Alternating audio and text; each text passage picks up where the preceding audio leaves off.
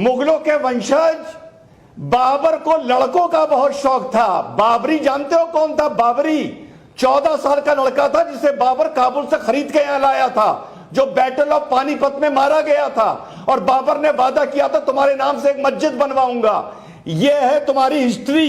माजिद हैदरी मुगल, जब इसने battle of Panipat में इतना डरपोक था कि तोपों के आगे इस आदमी ने गाय बंधवाई कि राजा विक्रमादित्य जो इब्राहिम लोदी का साथ दे रहा था उसके तीरंदाज इसकी तोपों की तरफ तीर ना चलाएं ताकि गाय मर जाएंगी। बैटल ऑफ कनवा, मैं हिस्ट्री का स्टूडेंट हूं, बैटल ऑफ कनवा में इसने शीलादित्य को पैसा दिलवाया और बैटल ऑफ कनवा में राणा सांगा को इसने धोखे से हराया। तो याद रखो नौजवानों, ये कुत्ते हैं, ये कुत्ते के बच्चे हैं। तुम अल्लाह की तरफ पलटो, ये खत्म होंगे इंशाअल्लाह ताला। देखा? और अब 2022 की औकात देखो और दोनों में तुलना करो। एक रोड के कुत्ते की इज्जत है, मुसलमान की इज्जत नहीं है।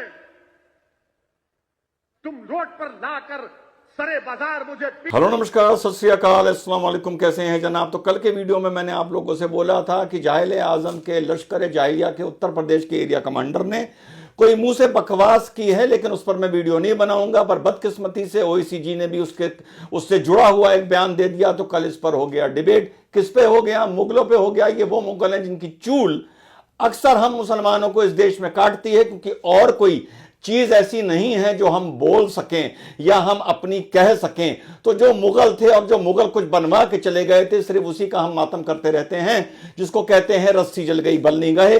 तो जब पूछा गया कि मुगल का इतिहास क्या था, तो भाई हम पढ़े हुए हैं, हिस्ट्री के भी स्टूडेंट रहे हैं, शौक रहा है।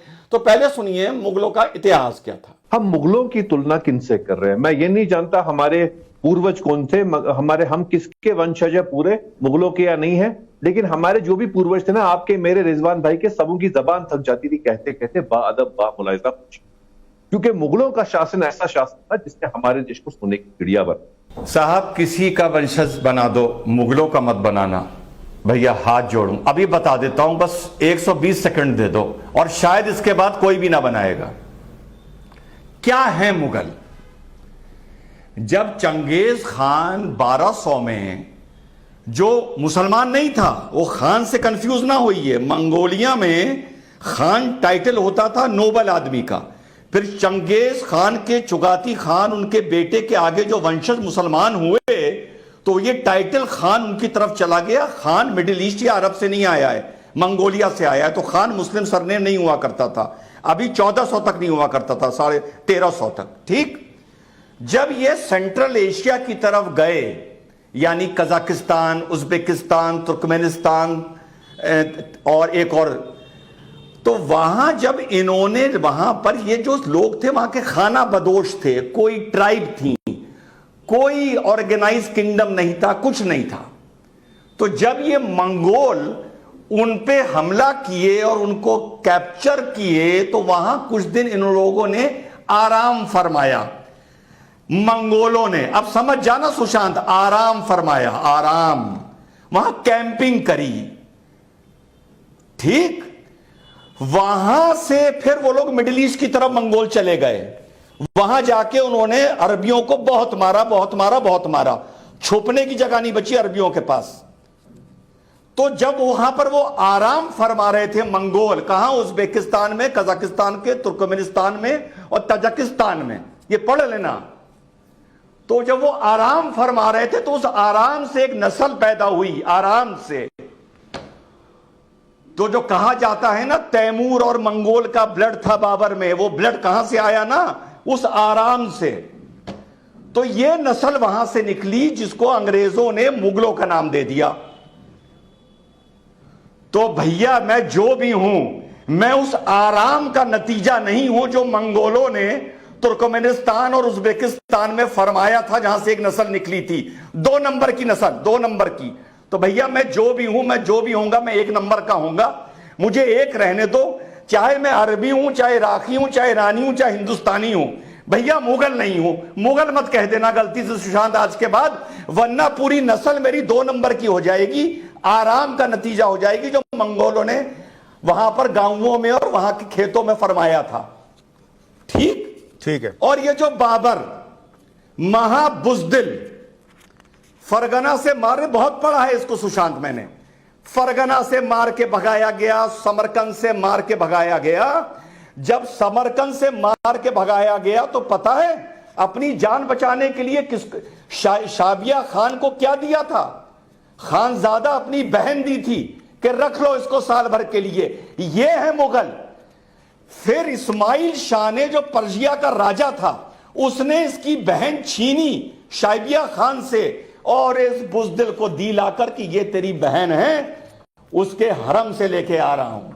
जो आदमी बचपन में हिस्ट्री नहीं पढ़ा उसको हम मौर्यन एम्पायर के बारे में क्या बताएं, चंद्रगुप्त के बारे में क्या बताएं, विक्रमादित्य के बारे में क्या बताएं, तक्षशिला यूनिवर्सिटी के बारे में क्या बताएं, नालंदा के बारे में क्या बताएं। ये सारी तब की चीजें हैं। अरे भाई, हिंदुस्तान में मुगल छोड़ो, जब कुरान पाक की पहली आयत नहीं आई थी, आयत, तब हिंदुस्तान में तक्षशिला यूनिवर्सिटी थी और नालंदा थी। तो सोच समझ के बोला करो क्या बोल रहे हो, पहली बात। दूसरी बात, आपने ये बोला कि ऐसे नेता बोलते क्यों हैं, बड़ा आसान तरीके से बताऊंगा। छिपकली सोचती है गिरगिटान बन जाऊं, गिरगिटान सोचता है पटरागो बन जाऊं, पटरागो सोचता है कि मैं घड़ियाल बन जाऊं, घड़ियाल सोचता है मैं मगरमच्छ बन जाऊं। तो ये जो नेता हैं, इनको इतना तो पता चल गया है पिछले 5-7 साल में कि अगर तुम ओवैसी भाइयों की तरह बकवास किए जाओगे तो कहीं ना कहीं ये देश, ये मीडिया तुम्हारा संज्ञान लेगा। और देखिए वही हो रहा है, हम संज्ञान ले रहे हैं। तो इन लोगों को ये पता चल गया, और इनको ये पता चल गया है बड़े होने का यही तरीका है, छिपकली से गिरगिट बनने का, गिरगिट से पटरागो बनने का। पर रिजवान भाई, इसमें एक पॉइंट है मेरा, जो मैंने दूसरा बयान सुनाया वो नेता का नेता, उनके दिमाग में भी था कि हम मुगलों के वंशज हैं, इतने साल हिंदुओं पर राज किया। वो जो अभी पूरा विवाद हुआ था अजमेर शरीफ वाला, मैं आ रहा हूं, याद होगा, वहां भी यही था कि हमने इतने साल हिंदुओं पर राज किया है। 20 सेकंड भैया, 20 सेकंड बोलिए भैया, 20 सेकंड भैया। तो ये तो हो गई नेता की। अब पब्लिक की भी बता दूं, पब्लिक की भी एक कहावत सुनी होगी, रस्सी जल गई बल नहीं गए। ये वो केस है, क्योंकि हमारे पास कुछ अब बोलने को दुनिया में और देश में नहीं है। हमारे पास नोबेल साइंस के पुरस्कार नहीं है, हमारे पास इन्वेंशन नहीं है, हमारे पास साइंस नहीं है, हमारी टेक्नोलॉजी नहीं है। हमने दुनिया को सिवाय पेट्रोल के, जो अल्लाह ने एक नेमत दे दी, हमने 300-400 साल में दुनिया को कुछ दिया नहीं। तो फिर बचा क्या बोलने के लिए? कुछ तो बोलना है ना। तो वही मुगल और सल्तनत और गजनी और गौरी, सुशांत भाई, हमें हम करते रहते हैं, और ये करने के बाद थोड़ा हमारा मन हल्का हो जाता है। ठीक है। सुना तो भैया, जब मंगोल जो मुसलमान नहीं थे, बहुत बाद में जाके चंगेज खान के एक बेटे चुगाती खान से जो नस्ल निकली, उसने जाकर इस्लाम कबूल किया। तो जो ये बात होती है कि मंगोल, जो चंगेज खान को लोग मुसलमान समझते हैं, वो बहुत ही जाहिल हैं। तो जब वो सेंट्रल एशिया से मंगोल सेनाएं, फिर से बता दूं, जो उस टाइम जिन्होंने इस्लाम कबूल नहीं किया था, वो तुर्कमेनिस्तान, कजाकिस्तान, उज्बेकिस्तान, इनके थ्रू जा रही थी या इनको कैप्चर कर रही थी, और मंगोल सेना मिडिल ईस्ट की तरफ बढ़ती जा रही थी और पीछे अपने कुछ लड़ाके छोड़ती जा रही थी। तो वहां पर जो लड़ाकों ने आराम फरमाया, वहां से एक विंग मुगलों का निकला, जो जाके बाबर की फौज बनी। चुगाती खान से, जो चंगेज खान का बेटा था, उससे जो नस्ल निकली, वो अलग बाद में जाकर कन्वर्ट हुई। तो हिंदुस्तान में 2 तरह के मुगल हैं, एक चुगाती खान के जरिए से आए जैसे मिर्जा होते हैं, और एक आराम जो मंगोल सेना ने किया, उसके जरिए उन्होंने बाबर से जुड़े, और बाबर उनको लेके फिर हिंदुस्तान आया था। बाबर का इतिहास क्या था, यह भी मैं बता देता हूं आपको। सुशांत भाई, हमारे भारत में कुछ नहीं था, भूखा नंगा देश था। इसीलिए गजनी मुगलों से 500 साल पहले 20 बार सोमनाथ आया था, क्योंकि यह भूखा नंगा देश था, या कुछ था ही नहीं। पहली बात। दूसरी बात, हमारे सरवर भाई ने बाबर के छल के बारे में बताया, बड़ा मजा आएगा। यहां बाबर के एक वंशज भी बैठे हैं, मैं बता दूं। जब इसने बैटल ऑफ पानीपत में इतना डरपोक था कि तोपों के आगे इस आदमी ने गाय बंधवाई कि राजा विक्रमादित्य जो इब्राहिम लोदी का साथ दे रहा था, उसके तीरंदाज इसकी तोपों की तरफ तीर ना चलाएं ताकि गाय मर जाएंगी। बैटल ऑफ कनवा, मैं हिस्ट्री का स्टूडेंट हूं, बैटल ऑफ कनवा में इसने शीलादित्य को पैसा दिलवाया, और बैटल ऑफ कनवा में राणा सांगा को इसने धोखे से हराया। और सबसे बड़ी बात, मुगलों के वंशज बाबर को लड़कों का बहुत शौक था। बाबरी जानते हो कौन था? बाबरी 14 साल का लड़का था जिसे बाबर काबुल से खरीद के यहां लाया था, जो बैटल ऑफ पानीपत में मारा गया था। और बाबर ने वादा किया था तुम्हारे नाम से एक मस्जिद बनवाऊंगा। यह है तुम्हारी हिस्ट्री। माजिद हैदरी मुगल, ये वो मुगलों की नस्ल थी जिसको शेरशाह सूरी ने खदेड़ के, बाकायदा खदेड़ के हिंदुस्तान से भगाया था। भाग के पर्जिया गए थे, शिया शाह डायनेस्टी से, सफाविद डायनेस्टी से जाकर मिले थे। हिंदुस्तान आने की हिम्मत नहीं थी जब तक शेरशाह सूरी जिंदा था। शेरशाह सूरी मरने के बाद सफाविद डायनेस्टी ने मुगलों की मदद करने का वादा किया। तो यह वादा लिया कि जब तुम हिंदुस्तान वापस जाओगे तो पर्शियन आर्किटेक्चर, पर्शियन तहजीब, पर्शियन पहनावा, पर्शियन संस्कृति तुम हिंदुस्तान में फैलाओगे। हिंदुस्तान आने के बाद बाबर ने जो पहली लड़ाई लड़ी, उसके जीतने का सिर्फ एक कारण था कि राणा सांगा ने इब्राहिम लोदी की मदद नहीं करी, और यह सबसे बड़ी चूक हुई। और उसके बाद जब राणा सांगा से लड़ने का बाबर का वक्त आया बैटल ऑफ कनवा में, तो बाबर को यह पता चल गया था कि मैं राणा सांगा से नहीं जीत पाऊंगा। तो राणा सांगा के बहुत ही महत्वपूर्ण जनरल शिलाजीत सिंह को उसने पैसे दे के तोड़ा, जिसने मौके पर जंग में राणा सांगा को धोखा दिया, जिस वजह से राणा सांगा को मैदान छोड़ के भागना पड़ा घायल होने के बाद।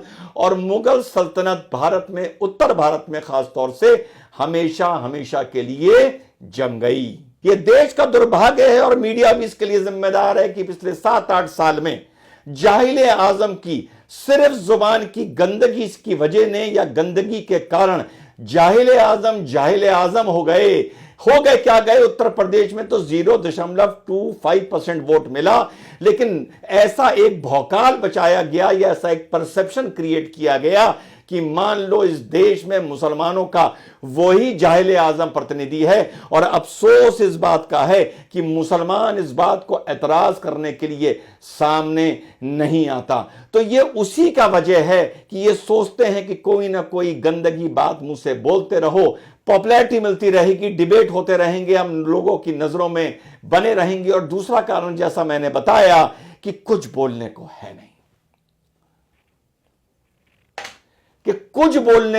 नहीं, तो यही बोलो। आपके पास कुछ अगर बोलने के लिए होता है, आप आखिर तक अपने दादा तक जाते हो कि मेरे अब्बा ये थे, मेरे पिताजी वो थे, या उसके आगे मेरे बाबा ये थे, मेरे दादा ये थे, या हद से हद मेरे नाना ये थे। इसके आगे जो पीछे गया, इससे साबित होता है कि आज की तारीख में उसके पास कुछ बोलने को लिए नहीं है।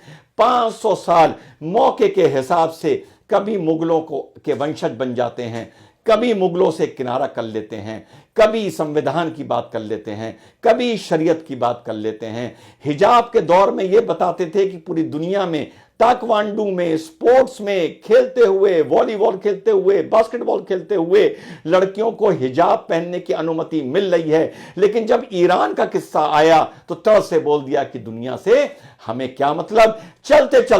चलते चलते जाहिले आजम का बड़बोलापन देखो 2014 का। तो याद रखो नौजवानों, ये कुत्ते हैं, ये कुत्ते के बच्चे हैं। तुम अल्लाह की तरफ पलटो, ये खत्म होंगे इंशाअल्लाह ताला। देखा, और अब 2022 की औकात देखो, और दोनों में तुलना करो। एक रोड के कुत्ते की इज्जत है, मुसलमान की इज्जत नहीं है। तुम रोड पर लाकर सरे बाजार मुझे इसीलिए लोगों को समझाता हूं, अगर तुम कुछ नहीं कर सकते, तुम सिर्फ चुप हो जाओ, तुम बहुसंख्यक को आंखें दिखाना बंद कर दो, तुम आस्तीनें चढ़ाना खामखा बंद कर दो। पहचानो कि हक की लड़ाई होती क्या है। अगर पहचान के हक की लड़ाई लड़ोगे, ये पूरा देश तुम्हारे साथ खड़ा होगा। लेकिन बेफजूल, नाजायज, बेजा बातों पर तुम लोगों ने बकवास करते करते, बदतमीजी करते करते, मातम करते करते अपनी ऐसी हालत कर ली है कि आज तुम्हें खुद रो के कहना पड़ रहा है कि हमारी हालत इस देश में कुत्तों की तरह है। ये मैं नहीं कह रहा, ये तुम्हारा जाहिल आजम कह रहा है, लश्करे जाहिलिया के सदस्यों। जय हिंद, वंदे मातरम, खुदा हाफिज।